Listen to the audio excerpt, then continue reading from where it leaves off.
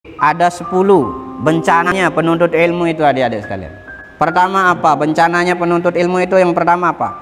Fasadun niyah, rusak niatnya menuntut ilmu. Salah niat, niatnya buruk ketika menuntut ilmu. Jadi dalam amal niat itu rukun.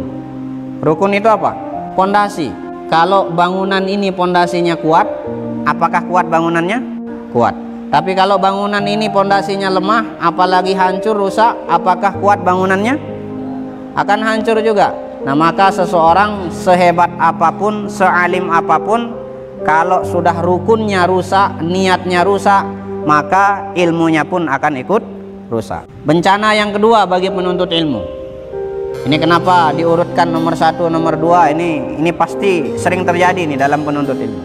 Yang kedua itu ingin terkenal. Ingin terkenal dan mau pamer. Nah, maka pesan saya kepada Anda semua, pertama bersihkan niat tadi. Bersihkan niat betul-betul. Yang kedua, jangan sampai ada di dalam hati kita ingin pamer, ingin terkenal.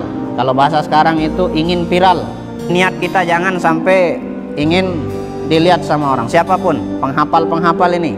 Niatkan karena kita ingin dekat dengan Allah Subhanahu wa taala. Jangan niat lain-lain. Nah, itu bencana yang keberapa? Yang kedua, ingin popularitas atau terkenal. Kemudian yang ketiga, suka lalai, suka lama datang ke majelis ilmu, kebiasaan ditunggu oleh guru. Nah, ini bencana yang ketiga penuntut ilmu itu. Keseringan gurunya yang nunggu di kelas, di musola, di majelis. Padahal seharusnya yang nunggu itu siapa? Nah, kita sebagai murid menunggu guru. Nah, andai kata kita nunggu guru kita, ini dalam kitab Tazkiratus Sami' wal Mutakallim itu disebut, menunggu guru jauh lebih baik daripada tertinggal satu saja materi di dalam pelajaran itu. Menunggu guru. Andai kata ketika kita tunggu guru kita tidak datang, kita dapat berkah nunggu guru. Walaupun saat itu mungkin ilmu tidak kita dapatkan, tapi berkah sabarnya kita nunggu guru kita dapatkan. Nah, ini yang ketiga, bencana penuntut ilmu itu apa? Suka lalai datang ke majelis ilmu, suka lalai datang ke kelas, atau dalam hal ini musola, lama datang ke musola, gurunya lama nunggu, sampai guru-gurunya manggil, sampai guru-gurunya suruh kawannya manggil, ngundang. Bencana itu bagi penuntut ilmu. Nah, maka pesan saya, tunggu guru, jangan sampai guru yang menunggu. Yang keempat, pura-pura menyibukkan diri dengan hal lain selain belajar. Sengaja alasannya sibuk, sengaja membuat diri sibuk dengan hal lain selain menuntut ilmu. Padahal tahu jamnya belajar, tahu jamnya diskusi, ya, tahu jamnya ngaji, tapi sengaja menyibukkan diri dengan hal lain. Walaupun hal lain itu boleh-boleh saja dikerjakan. Tetapi ketika sudah waktunya kita ngaji, waktunya kita belajar, waktunya pengajian, jangan mengerjakan pekerjaan lain. Fokus untuk belajar, fokus untuk mengaji. Kemudian yang kelima, lalai menuntut ilmu ketika masih kecil, ketika masih muda seperti ini. Masa muda ini masa emas, adik-adik sekalian. Anda semua ini masih seperti wadah yang kosong, tergantung dengan apa diisi. Kalau diisi permen, penuh dengan permen ini. Kalau diisi air, penuh dengan air. Sama seperti Anda, tergantung dengan apa Anda isi diri Anda sekarang. Nah, kalau masa kecil ini Anda tidak sibukkan diri dengan menuntut ilmu, maka itu adalah bencana. Siapa-siapa yang malas belajar saat dia nyantri, saat masih muda, saat masih nih kanak-kanak seperti ini, masa-masa belajarnya, 4 kali takbirkan. Sholat apa yang takbirnya 4 kali?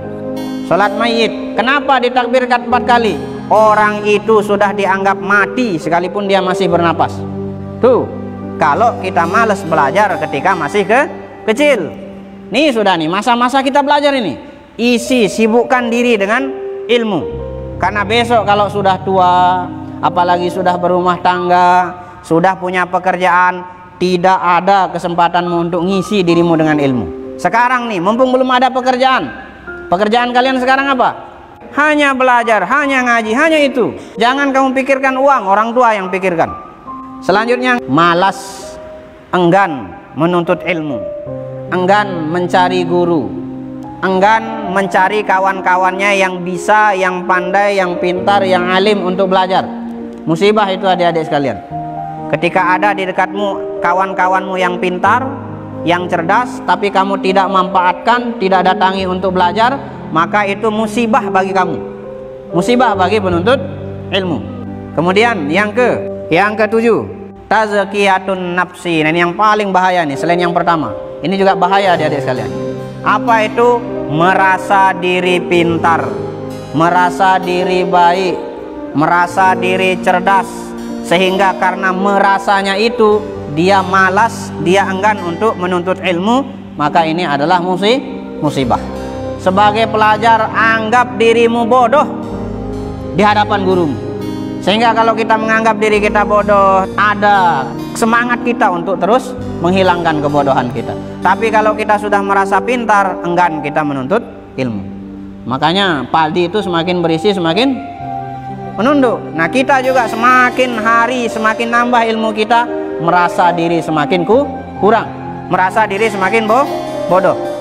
Yang ke-8, adamul amali bil ilmi. Punya ilmu banyak, jadi orang faqih, misalnya paham tentang agamanya, tetapi tidak mengamalkan ilmunya.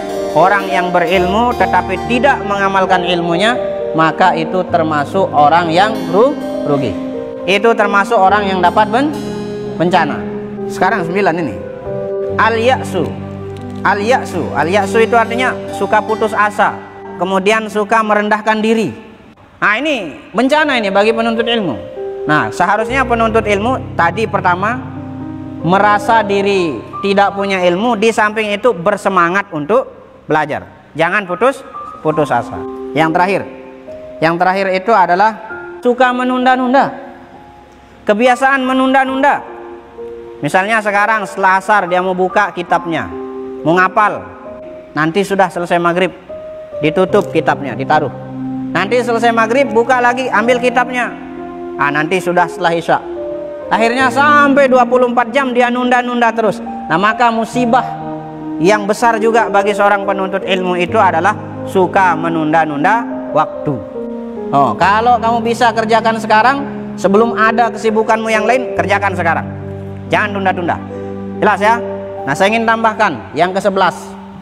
Musibah bagi penuntut ilmu itu adalah ketika dia berada di majelis ta'lim, ilmu-ilmu yang didengar, ilmu-ilmu yang didapat, semua hikmah yang keluar dari guru-gurunya tidak dia catat. Makanya bagaimana caranya supaya terhindar dari musibah ini, wahai para penuntut ilmu? Bawa buku catatan.